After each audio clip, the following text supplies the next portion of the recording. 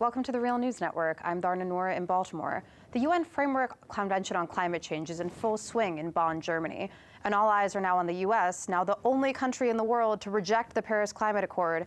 In Bonn on Monday, the Trump administration held a presentation they called "The Role of Cleaner and More Efficient Fossil Fuels and Nuclear Power in Climate Mitigation." The presentation sought to pose coal, natural gas, and nuclear energy as the solutions to the climate crisis. Climate activists disrupted the panel during opening remarks. Well, joining us to talk a bit about the Trump administration's Bonn panel for the first time in our studio in Baltimore is Steve Horn. Steve is a research fellow for dsmog.com and a freelance investigative journalist. His writing has appeared in Al Jazeera America, The Intercept, The Guardian, Vice News, the Young Turks Project, TYT Investigates, and many others. So thanks for being here today, Steve. Good to finally be here. Thanks for having me. So today, during George David Banks' opening remarks on this Trump administration panel, climate activists came in, they disrupted, they started singing songs. Talk a little bit about him and generally about this panel pushing clean coal and nuclear power as solutions to climate change. So yeah, I think it's important to first point out who is George David Banks. Basically, before he came to the Trump administration, like almost everyone who is involved in the current administration, he came from either, some people came straight from the industry, such as our Secretary of State, Rex Tillerson, of course, the CEO of ExxonMobil before this, but many came from institutions that are funded by the likes of ExxonMobil, Koch Industries, et cetera. And one of those people is George David Banks, who was the executive vice president of the American Council on Capital Formation, which is basically a think tank that's pro everything that's being touted in this panel. They're very much big pushers of LNG exports, which represents Tellurian's interests. They're very pro-coal, which represents Peabody's interests. So he was very naturally placed to convene and introduce a panel of this sort at COP. Yeah, and he also previously was an energy aide, a climate aide rather, to George Bush. So, okay, one of the firms that you just mentioned is Peabody Energy. A representative from Peabody Energy actually spoke on this panel also. They're not really like a household name in the same way that ExxonMobil is, for instance, but they're the largest private sector coal company in the world, right?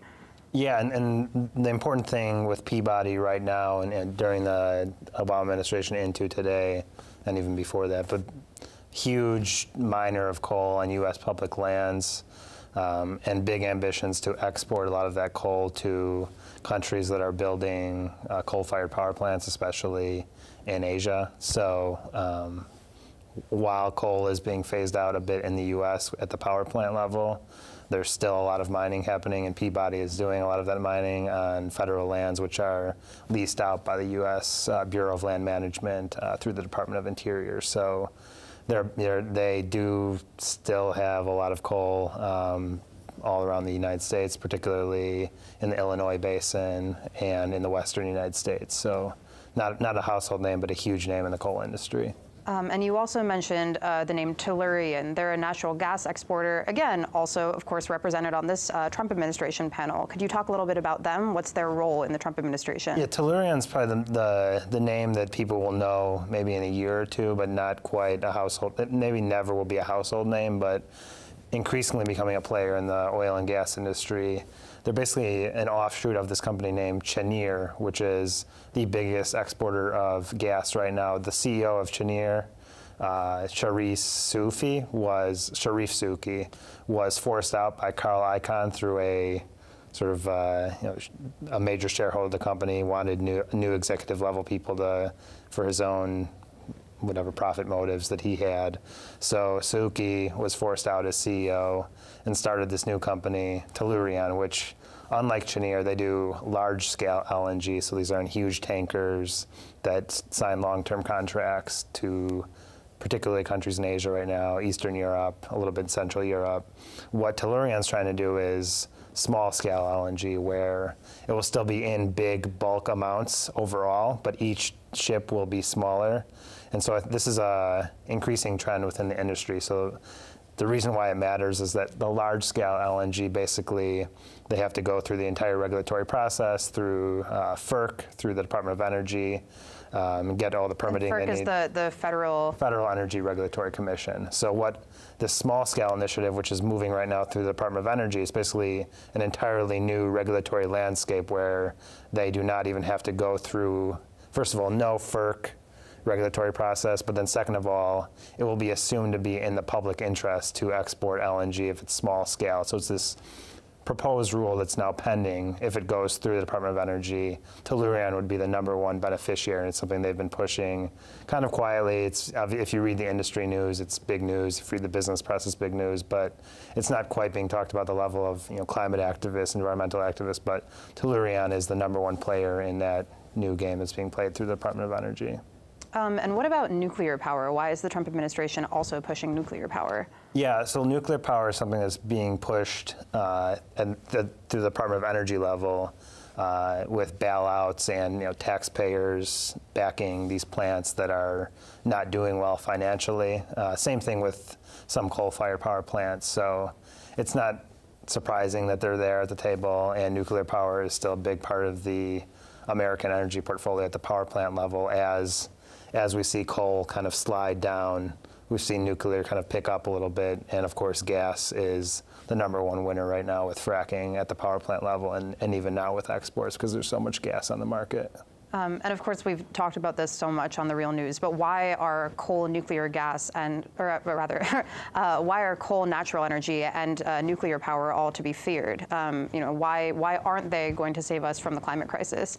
Yeah, I'm not a nuclear expert, so I wish I could give you good answers, but there are plenty of good resources on that. But in terms of coal and natural gas, coal, of course, is at the power plant level, still the dirtiest source of fuel in the world in terms of what it emits into the atmosphere at that level, plus all of the ecological costs of mining it, whether it's mountaintop removal in Appalachia or whether it's underground, has devastating water impacts in local communities where it's being mined, et cetera. So and plus moving it by train to market and the coal dust flying off of trains, as a whole slate of ecological issues. If you look at natural gas, which is the issue I cover the most, or oil, also for fracking, what promoters of it say is that it's the cleanest fossil fuel.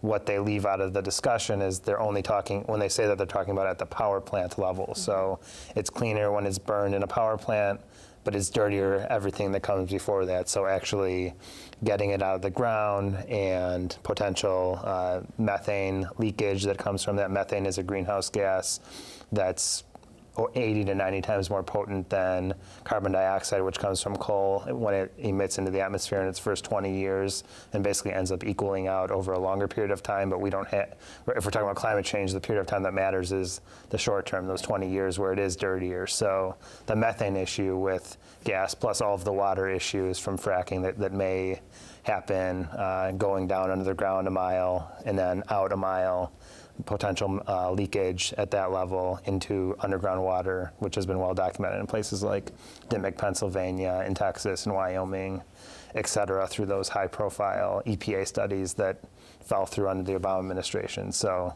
the set of issues is huge for all of these fossil fuels. I wish I could tell you more about nuclear, though. I want to wrap up this segment just by asking about a last panelist who is featured, and that's Barry K. Worthington. He's the executive director of the United States Energy Association. What can you tell us about the USEA? Yeah, the USEA is basically, if you combined the American Petroleum Institute and you combine whatever the coal industry's biggest lobby is, and you combine the nuclear industry's biggest lobbies, all of these forces joined into one. It's basically the voice of the fossil fuel industry in the United States. Its biggest competitor in the renewable energy sector might be AWEA, the American Wind Energy Association, or the solar equivalent SEIA, Solar Energy Industry Association. So basically those are the competitors, but this is the leading voice of the fossil fuel industry of the United States. It's been around for decades, and they're normally on the cutting edge of the big, if you're looking at the broad energy portfolio, they are the voice of whatever that happens to be in the United States or what those industries would like it to be. All right, Steve Horn, research fellow at DSmog Blog, an investigative journalist and a frequent guest on The Real News. Thanks for coming and hanging out in the studio with us today. Thanks for having me. And thank you for joining us on The Real News Network.